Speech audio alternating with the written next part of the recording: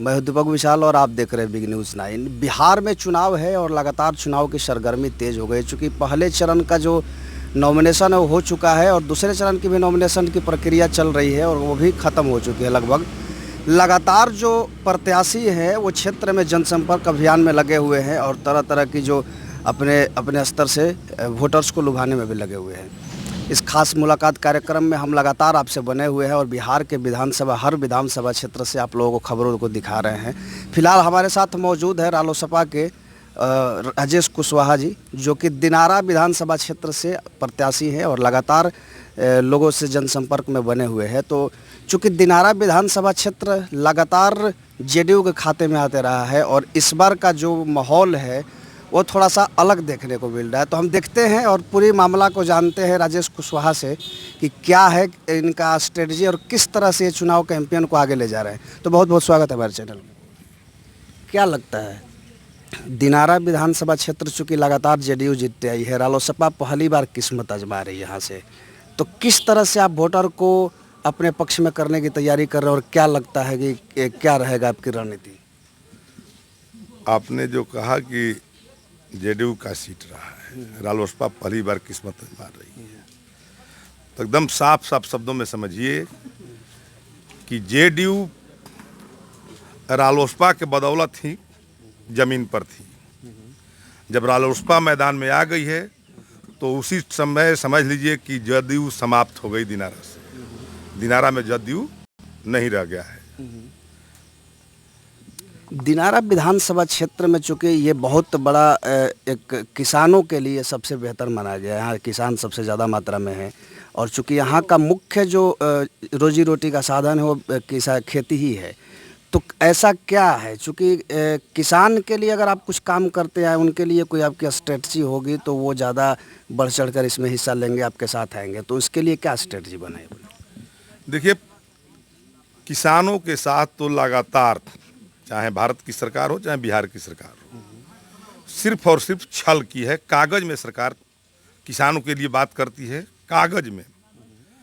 जिसे ये धान का कटोरा है, सब्जी का बहुत बड़ा गढ़ है, लेकिन एक भी ऐसा कोई गांव नहीं है जो जब से पैक्स के माध्यम से खरीदारी शुरू हुई तो कोई ऐसा गांव नहीं है जहां की 2% लोगों का भी धान का सरकारी मूल्य मिला हो। चिन्हित दलालों को, चूंकि व्यवस्था ही इतनी दोषपूर्ण है, जो खेती जमीन पर करता है उसके पास रसीद नहीं है और जिसके पास रसीद हो पटना दिल्ली में बसा हुआ है।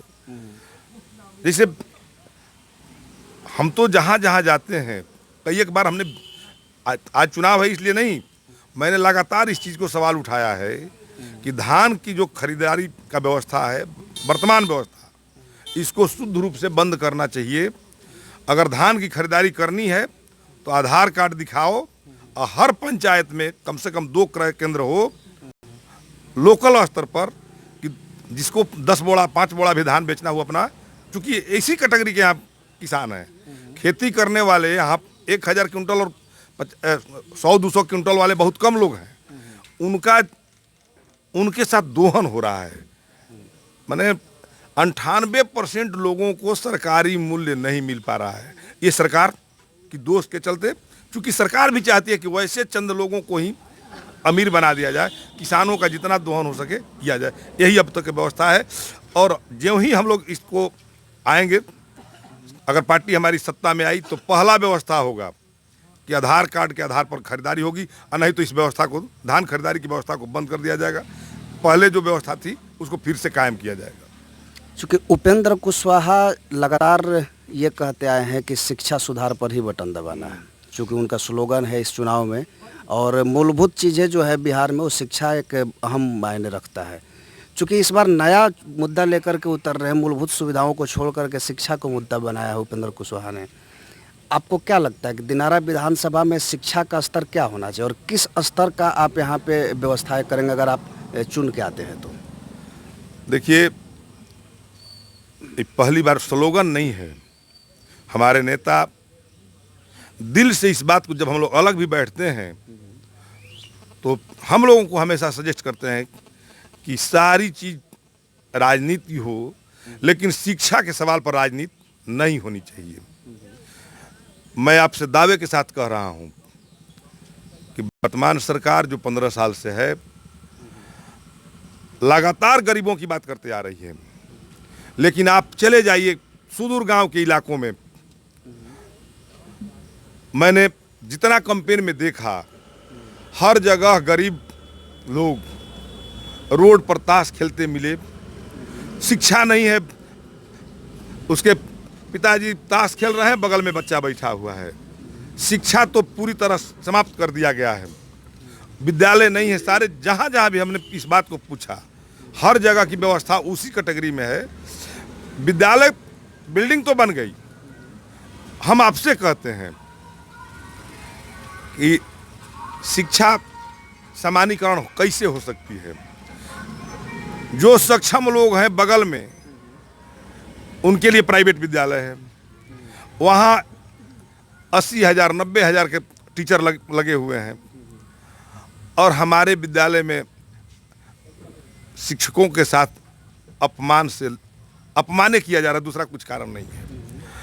तो शिक्षा व्यवस्था तो हर हालत में सुधार होनी चाहिए, और इसका एकमात्र उपाय है पूरे देश के पैमाने पर।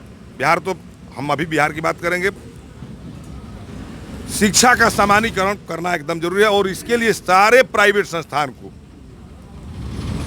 एक कलम से बंद करना होगा, और नहीं तो फिर सरकारी विद्यालय को एक कलम से बंद करना होगा। बच्चा जिस दिन पैदा हुआ उसी दिन तय सरकार की, हमारी अगर सरकार बनती है तो उस दिन तय हो जाएगा कि इस बच्चे पर जितना भी खर्च आएगा, चाहे अमीर का बेटा हो चाहे गरीब का बेटा हो, उसके शिक्षा पर जो भी खर्च आएगा सरकार वहन करेगी। अगर अमीर का भी बच्चा है तो उसकी पढ़ाई का जिम्मेवारी उसके परिवार पर नहीं होगा, गरीब का भी बच्चा है तो उसकी पढ़ाई का भी जिम्मेवारी सरकार पर होगी। माने एक रूपता लाई जाएगी। हर हालत में इसको हम लोग कायम करेंगे। और ये स्लोगन नहीं समझिए, हम लोग इस बात को समझ चुके हैं, पूरी जनता मानती है, जहाँ शिक्षा नहीं होगी, जहाँ भी लूट हो रही है, अभाव में, जानकारी के अभाव में, चाहे मनरेगा में लूट की बात आप लोग दिखाते रहे हैं, चाहे जहाँ जहाँ ब्लॉक में, अनुमंडल में जो दलाली की बात आती है, थाना पुलिस जो दलाल बन चुका है, ये सारे रोग का एकमात्र दवाई है शिक्षा। जिस दिन लोग जागरूक हो जाएंगे, कोई उनके साथ चीटिंग नहीं कर सकता है। चाहे एमएलए बन के चीटिंग करता हो, चाहे मंत्री बन के चीटिंग करता हो, कोई भी चीटिंग जनता के साथ नहीं कर सकता है। इसलिए हमारे नेता संकल्प ले चुके हैं, हम लोग साथ में संकल्प लिए हैं कि सांस जब तक रहेगी, इस शिक्षा व्यवस्था को बिना दुरुस्त किए हम लोग चैन से नहीं रहेंगे। और इसको चुनावी स्लोगन मत कहिएगा। हमारा आग्रह होगा, जनता से हमारी अपील भी है कि चुनाव आते रहेंगे जाते रहेंगे, लेकिन शिक्षा के प्रति कभी भी हमेशा संवेदनशील बने रहना है। हर हालत में शिक्षा को मुकाम तक, आम जनता को मुकाम तक ले जाना है। चूँकि इस बार विधानसभा चुनाव में युवाओं का एक बड़ा अहम रोल रहा है, और ये लगातार, चूँकि जिस तरह से कहा जाता है कि ये देश और ये जो राज्य है ये युवाओं का देश राज्य है, युवा के लिए क्या ऐसा एजेंडा है आपके पास? चूँकि बेरोजगारी चरम पे है, लगातार शिक्षा की भी स्तर गिरते जा रही है और बेरोजगारी सबसे चरम पे जाते जा रही है, तो ऐसे में आप दिनारा विधानसभा के युवाओं से क्या अपील करेंगे और इनके लिए क्या संदेश है? देखिए, मैं बहुत लंबा इस पर बात नहीं कह पाऊंगा। जब दिल में हौसला होगा तो निर्णय लिया जा सकता है, और सिर्फ चुनावी स्टंट के रूप में काम करना होगा तो लोगों के प्रति आदमी गंभीर नहीं हो सकता है, निर्णय नहीं ले सकता है। ऐसा नहीं है कि सरकार के पास तंत्र की कमी है। यहाँ जो नौजवान हैं, यहाँ ठीक है कि संसाधन का अभाव है, तो ऐसा तो नहीं लगता है कि किसी के घर का भोजन नीतीश कुमार जी चलाते हैं। भोजन तो सब लोग अपने मेहनत से करता है। रोजगार यहाँ सृजित किया जा सकता है।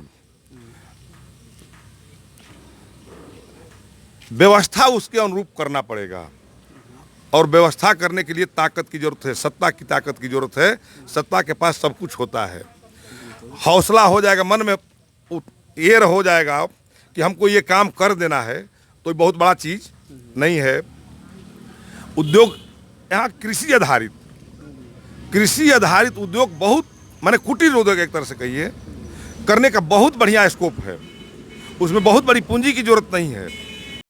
लेकिन ये लोग तो अभी तक ये करते आए हैं, जनता को एक तरह से साजिश के तहत। आप एक साधारण सी उदाहरण मैं दे रहा हूं। एक गरीब आदमी को या जो बीपीएल में अमीर लोग भी हैं, राशन मिलता है 80, 85, 90 रुपए का। 10 किलो 15 किलो जो चावल मिलता है, 25 किलो पर आप जोड़ लीजिए, 35 किलो पर उसको 100 रुपए खर्च करने होते हैं। सरकार कह रही है कि मैं आपको दे रहा हूं मुफ्त में, फ्री में, सस्ता में अनाज दे रहा हूं। एक महीना में 35 केजी उसको अनाज मिलता है और 35 केजी अनाज के बदले 100 रुपए सरकार लेती है। वो अगला व्यक्ति जिस इलाके में हम लोग रहते हैं, बहुत दूर मैं नहीं जाऊंगा, दिनारा विधानसभा में वैसे व्यक्ति बहुत कम होंगे जो 10-20 क्विंटल धान नहीं बेचते हैं। उसका धान बिकता है 1200 रुपये। अब बगल में जो जिम्मेदार किस्म का है 2-3 लोग, उसका बेचता है 1800 रुपये। आप 600 के मार्जिन को जोड़ लीजिए, 20 क्विंटल भी बेचता है तो 6 दिन हुई 12,000 रुपया उसका, उस गरीब का नुकसान हो गया और उसको तत्काल लाभ हो गया। और उसको सरकार क्या देती है, 100 रुपये के अनाज के हिसाब से मंडी में बेच देता है, 100 वाला 200 में बिकता है। 100 रुपये के हिसाब से उसका बनता है 12 महीना में 1200 रुपये। माने 5 गुना उसके साथ शोषण तत्काल कर लिया जाता है। इसका क्या उपाय हो सकता है? इसका तो उपाय है कि जिसको राशन की जरूरत है उसको राशन मिले, लेकिन जहां जरूरत नहीं है उसको इस सारे चीज को बंद करके यहाँ एक रोजगार खड़ा कर दिया जाए। उतने पैसे में हर इलाके में एक आध कारखाना लग जाएगा जिसका कोई सदुपयोग नहीं हो रहा है। किस तरह का कारखाना यहाँ लगना चाहिए? भाई यहाँ तो कृषि आधारित है। बाहर से चिप्स आकर यहाँ बिक रहा है, 20 रुपए का आलू 100 रुपये में बिकता है। यही का पैदा किया हुआ चीज़, उसमें बहुत बड़ा मामला नहीं है। ये साधारण कुटीर उद्योग है। यहाँ कुटीर उद्योग लगा करके लोगों को रोजगार भी दिया जा सकता है, यहाँ के जनता को खुशहाल भी बनाया जा सकता है, यहाँ के किसानों की उपज की उचित दाम भी दिया जा सकता है। ऐसा प्लानिंग हम लोग के दिमाग में है। अगर सरकार हम लोग की आती है तो इसको हम लोग कायम करेंगे। दिनारा विधानसभा क्षेत्र की जनता के लिए हमारे चैनल के माध्यम से कोई मैसेज दीजिए। देखिए भाई, 15 साल यहाँ की जनता पहले भी देख चुकी है, लालू जी को भी देखा है, और 15 साल में इन महाशय को भी देखा है, शिक्षा ध्वस्त कर दिए। गरीबों के साथ जो हुआ ये कहने की चीज़ नहीं रह गई है। एक बार हम लोगों ने प्रयास किया है, हमारा जो गठबंधन बना है, बैकवर्ड, दलित, अकलियत, गरीबों का ये गठबंधन है। जनता से हमारी अपील है कि आपने 30 साल दिया उन लोगों को, एक मौका हम लोगों को दीजिए। अगर हम लोग मिलकर व्यवस्था नहीं बदलते हैं तो दोबारा आप लोगों के बीच वोट मांगने तो हम लोग नहीं आएंगे। सिर्फ 5 साल यहाँ की जनता हम लोगों को ताकत दे। हम लोग प्रयास करेंगे कि यहाँ की जनता के विश्वास पर किसी किस्म का ठेस नहीं पहुँचने देंगे, बिल्कुल खरा उतरेंगे। यही हमारी जनता से अपील है और आशा है कि यहाँ की जनता जो समर्थन हमको दे रही है, जितना कैंपेन किए हैं, घूम रहे हैं, जनता का अपार समर्थन मिल रहा है, इसमें तनिक भी दो राय नहीं है। एक चीज़ और भी हुआ है कि दिनारा को लोग चारागाह बना दिया है। यहाँ कोई भागलपुर से आके एमपी बन जाता है, कोई शिवसागर से आके विधानसभा में विधायक बन के रह रहा है, 15-10 साल से मंत्री है। यहाँ की जनता इसको भी देख रही है। और भाई देहात में कहावत बा कि सांड भैंसा भी अपना इलाका में दूसरा के ना हेले दे ले। यहाँ के जनता आपकी बार जाग चुकल बड़ी।